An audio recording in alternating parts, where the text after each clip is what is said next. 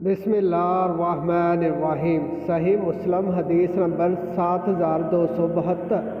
یعقوب بن عبد الرحمن قاری نے ہمیں سہیل سے حدیث بیان کی، انہوں نے اپنے والد سے اور انہوں نے حضرت ابو ہریرہ رضی اللہ تعالی عنہ سے روایت کی کہ رسول اللہ صلی اللہ علیہ وسلم نے فرمایا، قیامت نہیں آئے گی یہاں تک کہ دریائے فرات سونے کے ایک پہاڑ کو ظاہر کرے گا، اس پر لڑتے ہوئے ہر 100 میں سے 99 لوگ مارے جائیں گے، اور ان لڑنے والوں میں سے ہر کوئی کہے گا شاید میں ہی بچ جاؤں گا اور سارے سونے کا مالک بن جاؤں گا۔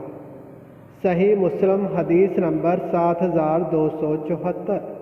حفص بن عاصم نے حضرت ابو ہریرہ رضی اللہ تعالی عنہ سے روایت کی، کہا رسول اللہ صلی اللہ علیہ وسلم نے فرمایا، ان قریب دریائے فرات سونے کے ایک خزانے کو ظاہر کر دے گا، جو شخص وہاں موجود ہو تو وہ اس میں سے کچھ بھی نہ لے۔